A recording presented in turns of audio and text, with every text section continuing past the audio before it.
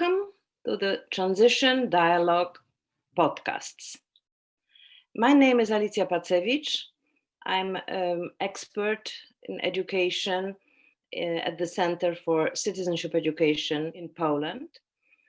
And this is part of a project that we have started some time ago with the participation of countries from the Eastern and Central Europe that have gone through transition from communism to, yes, we don't know exactly how to call the period we are in.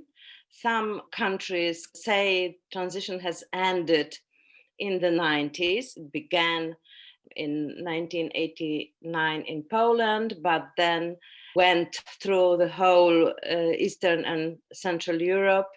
And some people say it has ended in the 90s or in the moment when some of our countries entered the European Union.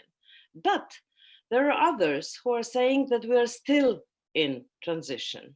And it's very interesting and insightful to look into the period that we are going through. This is a very unique experience, the generational experience of not only one generation, the one that has brought the transition into life, but also all the generations that came later and are living the consequences of the political, social, economic transformation. This is a sort of a dream come true, not only from the political perspective of the fall of communism, but also a sort of a dream come true for a historian, for a social psychologist, for a sociologist. This big wave of changes that happened here is really something completely unique and not so easy to understand. Some people call it a self-limiting revolution. Others say it was just, one of the many social changes that the humanity went through. Whatever the perspective you take, it's incredible to look into how in our countries, in different countries, in Poland, Lithuania, Germany, Bulgaria, Russia, Ukraine, how it was done. And what are the big differences between our different ways of transition, but also what are the similarities, the general patterns that we can observe. But the goal of the Transition Dialogue Project is not really to find the historical truth about transition.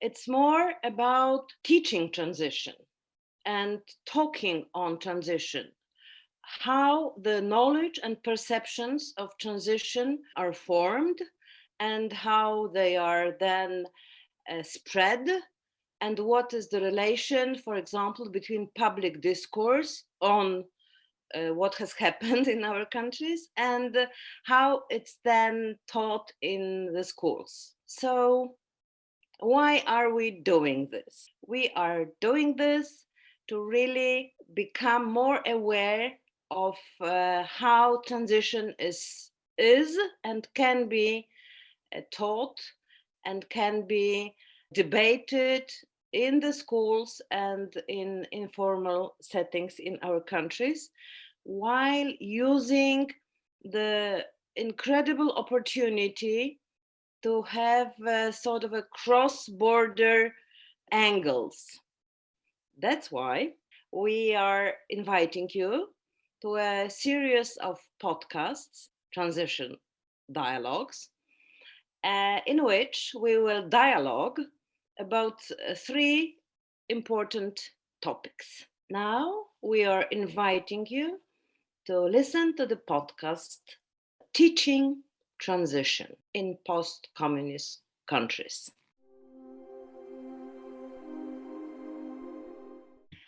I have invited to the podcast Vedrana Pribičević from Croatia, and she is also taking part in the work of the project, the work that has begun with the mapping of national curricula and national recommendations on how to teach a transition. And she has a lot to say about it.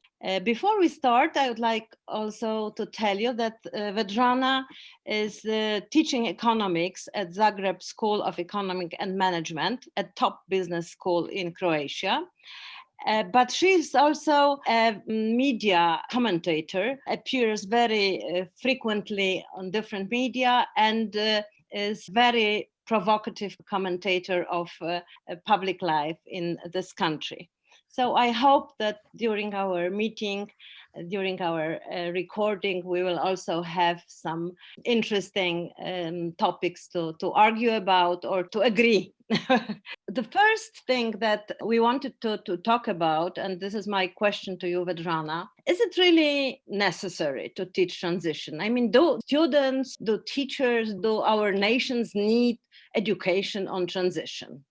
Well, Alicia, to be quite frank with you, I think children in high school especially need to know about transition to understand the current state of the world around. They need to understand that whatever they see around them, the corruption, people emigrating from Croatia since Croatia entered the EU in 2013, that all of this was due to a particularly poorly done transition process, and that the transition process in Croatia is not yet finished. So it is of paramount importance, I would say, for children, for students to study this, but do so objectively. Because they will ask themselves questions, is capitalism, is this capitalism, right? Is this what I see around me, capitalism? Is it normal that children of, and the children of very affluent, tycoons kill people in the street with their cars and get away with it? Is this how the world is supposed to look like? And of course the question is no. And for them to understand what went wrong, they have to learn something about transition. Yes, and this is a very similar situation in Poland. And this, what you are saying, is also even aggravated by the fact that, for example, in Poland, a narrative on transition is a subject of political propaganda. Very often you can see that the consequent governments and political parties and media are very much biased in their narrative about the transition. The main heroes change, the main causes are defined in a different way, and of course the outcomes, which is also very important. There are different people are blamed for the things that didn't go well, as you said before. In Croatia, that's, in your opinion, transition was not done properly, and this is how it ends now, that many people, as I know, many young people are leaving Croatia to the European Union and to just look for better life. So my second question is it easy to teach transition, or is it difficult? And if so, what are the circumstances that you're teaching in?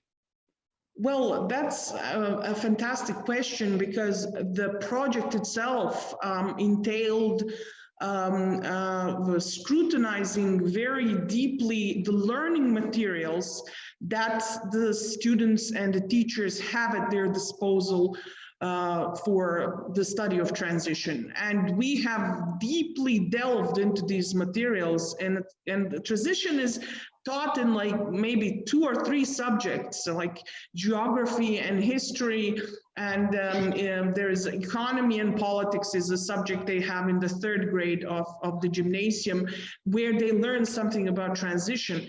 Each and every textbook is extremely, and I really mean extremely biased, in the sense that information inside is factually incorrect. So I cannot, it's, you know, fake news. This did not happen. This, and the narrative, how the book is laid out, and how events such as a rise in, let's say, or an increase in, let's say, public debt, or as Croatia became more open, all of this is portrayed in a narrative, us vs them. So I would say that the curriculum is being used for nationalistic purposes, in this case for nation building, because Poland has had the opportunity to be to achieve statehood in some sense far before Croatia, but Croatia still has this need to use the curriculum, you know, to kind of portray these mythologies. I call them mythologies because there's this, you know, every nation has some sort of myth, and these, right? Would you agree with me that these myths are quite strong? Yeah, and here, you know, the transition, especially the transition teaching curriculum is used for these purposes, together with, of course, the homeland war, because the two things intertwine, right? They, you know, the homeland war, and then the transition, and then, you know, transition is sort of kind of pushed aside, but it really, no textbook really explains what happened. You know, no textbook really explains how did these factories end up in the hands of the people they ended up in. This is not explained anywhere. The only thing that's explained is the homeland war, which is, of course, an important topic. And then there is, you know, the us and them rhetoric that follows, right? So this is okay. Us and them. This is very common in teaching history, and I like very much a comment by one of the leading experts in history teaching in Europe, that has written a sort of a guidebook for teaching 20th century European history, published by a Council of Europe. And he says, a problem arises when we move from national history to nationalistic history, as it very often happens. History is then used for propaganda and indoctrination purposes. It emphasizes differences in relation to neighboring countries, exalts uniformism, conceals the history of regions and minorities, and always defines itself in relation to external enemies. What enemies do you define transition history and this whole contemporary history in Croatia textbooks? Well, you know, in the history textbooks, the enemy is usually them, and them, by this, them is meant everybody who's not a Croatian, of course. And you know, I can't stop, you know, thinking about a few sentences that I've read in the textbooks themselves that kind of portray the entire the late period of the transition and the beginning of the 21st century as a time where foreign powers have somehow gained footing in Croatia and were draining Croatia of resources. So sort of this neo-colonial narrative that, you know, and that us, you know, entering the EU is only going to make this worse. And mind you, this is in a, you know, this is in a high school textbook. This propaganda that's clearly anti-European, you know, unitaristic. I don't know how this ended up there. And the real question is, how did the ministry ever allow for such a textbook? because this is how this is how fascism comes to power. You start portraying everybody who's not of your nation as an enemy, and the textbook does exactly this, right? Okay, so I think this is a trend which one can also notice in other countries. Judging by the mapping of national curricula and textbooks that we have done in Transition Dialogue Project, in almost every country, in Lithuania, in Poland, in Ukraine, in Bulgaria, even in Russia, you have those external enemies or the internal enemies, but those enemies at the end, even if they are internal, they are portrayed as seen as secret agents of the external enemies. So, for example, in Poland, of course, the main external enemy was Russia. And if you talk about transition, it's always Russia that is portrayed as a power to be fought with, but also there is another kind of enemies, and these are internal enemies of the new order, the proponents and defendants of the old system. And it very often turns out that it's because of their conspiracies and conspiracies that the transition didn't go as well as it could do. So we don't look at the economic troubles or the struggles between various political factions. We look for someone who is to be blamed, and it is them, either in the country or directly linked to the external enemies. This is a sort of also mythical power of the external enemy, and unfortunately, in teaching transition, it's often used in different countries participating in the project. So, and do you think that teachers like to teach about transition? Is it easy for them? Oh, I think it's absolutely terrible. The materials that they're given, I'm not even sure that they know how to teach it. And I've spoken to a few teachers, and sometimes they don't know. They're kind of ashamed what's in the textbook, because a good deal of them were actually good students, right? And if you were a good student, you just can't say lies. And teachers do have morals, so they sometimes outright skip it.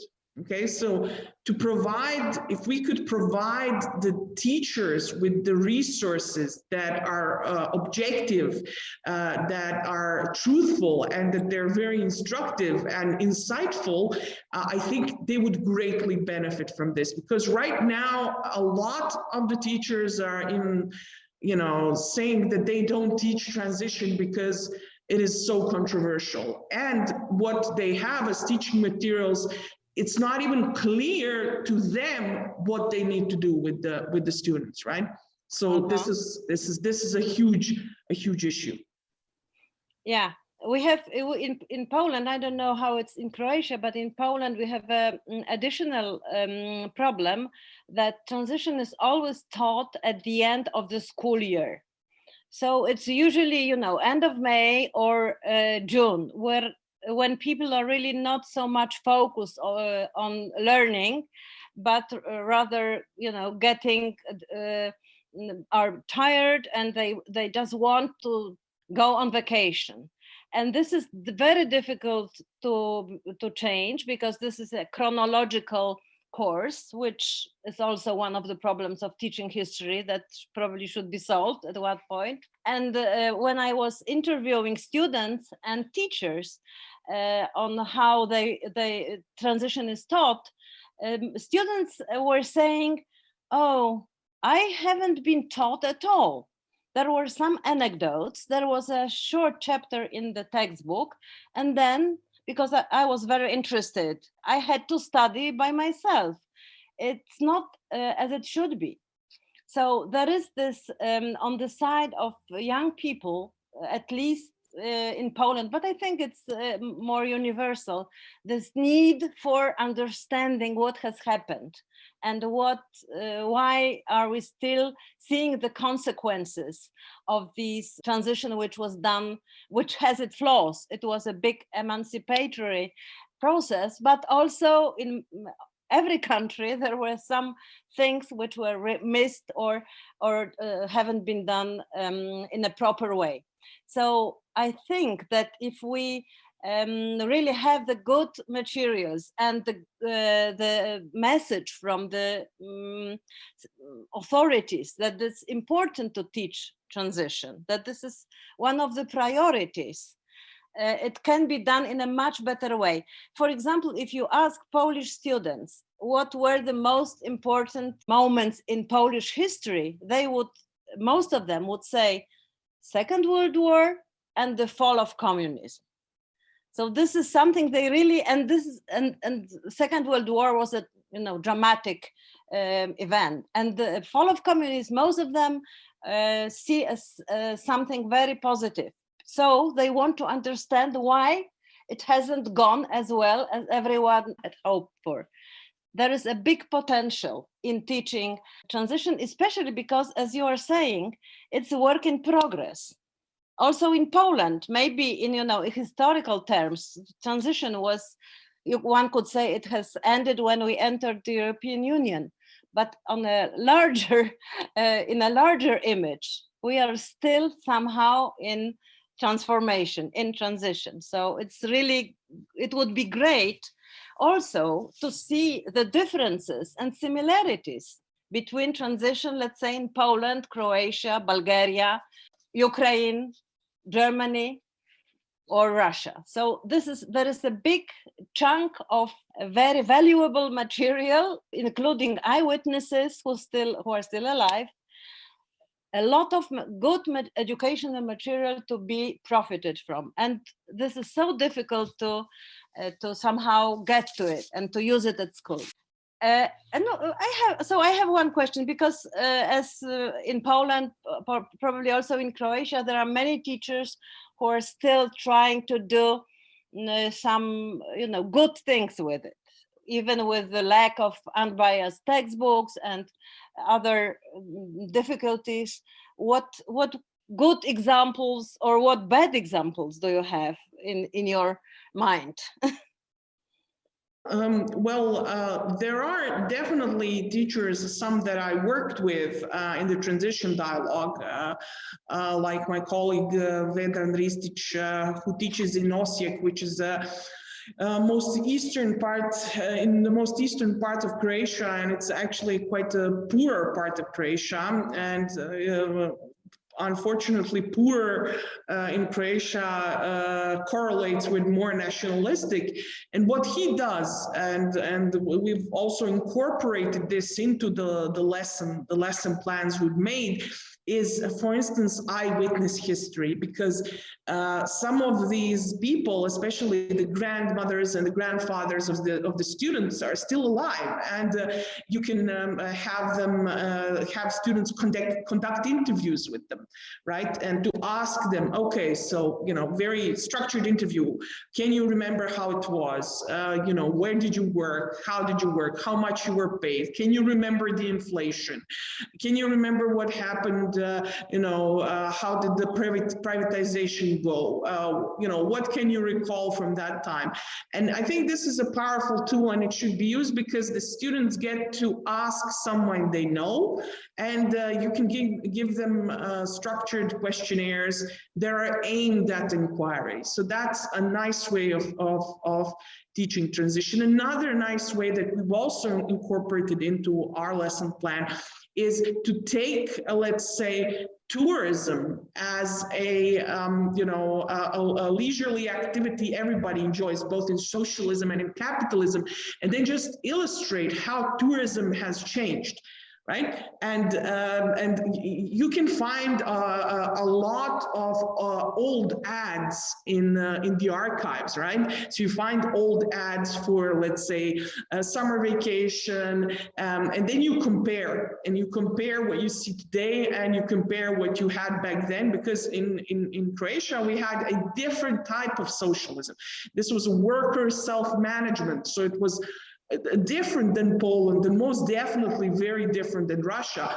But we had workers who had resorts on the coast, right? So the workers and the company would build the resort on the coast, and this is where the workers would go for vacation. And you think that's a great idea, but some grandmothers and grandfathers did not like this, because if you want to go for a vacation, you don't necessarily want to go with your co-workers. You want to go with your family, and you want to get away from the office and not bring your office with you.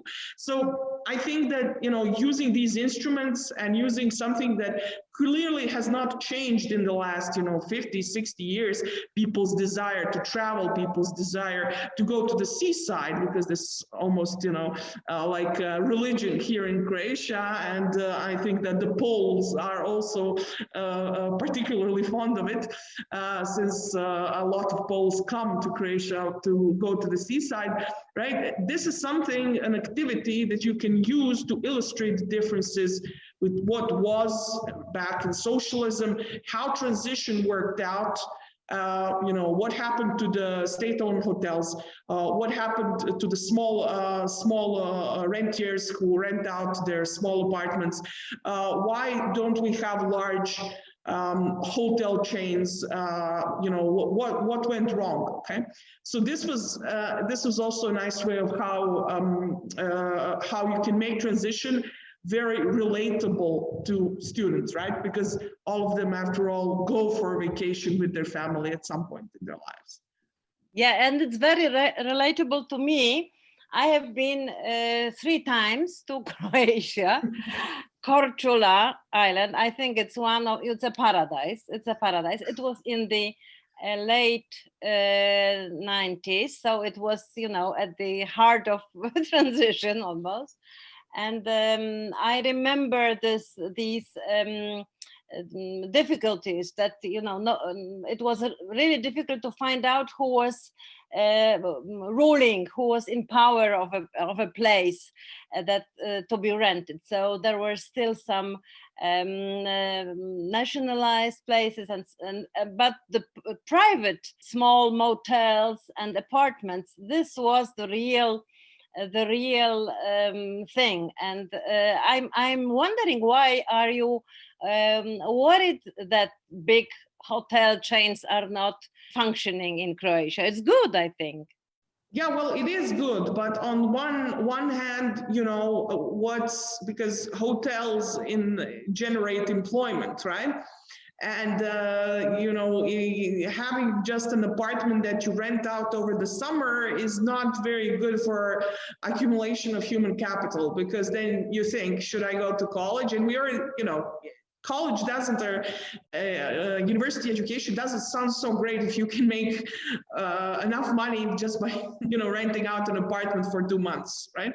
Yeah. So this is, there's definitely a crowding out effect that exists, and now we can see it in the data. Right? We can even see that fewer people, especially on the coast, go on to university after finishing secondary education because of this. But having hotels, and having also small apartment renters, both should exist. But the problem is that in Croatia, 80% of all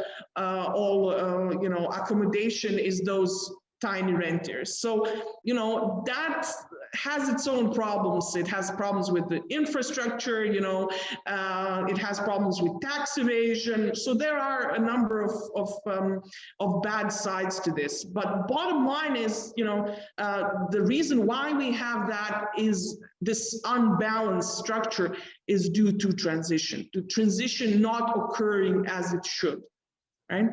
Wonderful, wonderful. I would be very curious to get some more details, but I'm afraid we don't have time now. But one thing that I'd like to advertise is the lesson plan on tourism during transition, before, during, and after transition in Croatia, that has been prepared by the teachers cooperating with you, and I hope it will be available for all of us, because I think that this sort of analysis could be very similar in different countries of the project. And this is a very concrete example, a very good concrete example on how to make transition relatable. In our case, we have a more, let's say, sophisticated topic, which is self-government, how it was introduced in Poland, and to what extent it was successful. But we are also trying to make it not only, I mean, the lesson plan is not only about the legal structure and the structure of power in the local government, but also how it influences the everyday life of us all as citizens of those communes, of those small places which are really close to the people, and are this is the branch of power which is has the highest esteem and highest ranking in Poland, not the central government, not the parliament, not anyone else. It's the local governments, with all, you know, difficulties that they are going through. They are still the most trusted part of the public authority in Poland. And this is something which was brought by transition, because before the power was completely centralized, and there were some fictional councils in the towns, but it didn't really work. And I think that also we could see some very good examples in Polish schools of the let's say, working with controversies, taking out a topic, taking out a problem that doesn't have one answer, that can be judged from, you know, different points of view. So, for example, the problem of the workers of the national-owned farms, because it was privatized, it's now you know, all in private hands. Maybe there are a few national farms which the Poland was covered with them totally before the fall of communism. But and you know, from the economic point of view, I would say it's good. But if you look at the lives of the people who have lost the place of work, and they were left with nothing, because they didn't own the apartments that they were living in. They are allowed to stay there, and most of them still live in those houses, but no one really takes care of those buildings, and the people were left without anything. And so this is, I think, such, you know, focusing on or zooming in on specific problems that were brought by transition. I think this is also making the thing more relatable, but also more true. Okay, last question, my last questions. If you were now to teach about transition in the, let's say, high school, what would be one thing which you wouldn't miss, that you would really want to include in your teaching? Well, definitely the one thing that I would not like to miss is privatization. This is something, it's a controversial topic because in Croatia, as you might know, privatization was criminal, in the sense that a lot of the companies that were privatized quickly went bankrupt. So we have an entire elite that emerged with entire companies in hand, and they just then stopped production and gave everybody. Unfortunately, gave everybody, fired everyone, and then just sold companies' assets. So this is one aspect of transition I would most focus on, because it's not talked about. I think, and the students would understand the world around them much better if they understood what went wrong in the privatization. Right. So, and how did we do it? There are other more successful attempts and at privatization, such as in Czech Republic, which was done through vouchers, and a number of other countries that the privatization went way better than in Croatia. But here, unfortunately, we had a war, and having a war, the greatest thieves emerge in war. And I think for the students to understand who is who in Croatia today, I think we need to teach them about privatization. Wonderful, and I would love to have such a lesson plan also, and such sort of education in Poland, because it also, I don't know to what extent the privatization was criminal, but there were many bad things that happened, and it would be very interesting to really delve into it. And from my point of view, what's also very important in our case, it would be what has happened to the actors, not only the main heroes of transition, but to the big groups that have really made the dream of fall of communism come true. I'm thinking about the workers, all the poor people who are also supporting it. Solidarity in the 80-81 had 10 million members. This was, I think, the biggest trade union of this kind of resistance, and it has happened within 3 months or 4 months. So it was, and how the social processes and the political processes after 1989, how they have led to this big polarization that we have now, and to those two counter narratives on transition that we are experiencing in Poland. One saying that it was, a miracle only and all positive, and the other saying that it was complete disaster and that it was done in a wrong way, and that's why we are now suffering so much, because there were so many people who did it wrong, or who were stealing, or who were not really taken, they were not punished for what they were doing before the fall of communism. So also this topic of, crime and punishment of communists, and to what extent is it still really, are they still in power, and what should be done with them?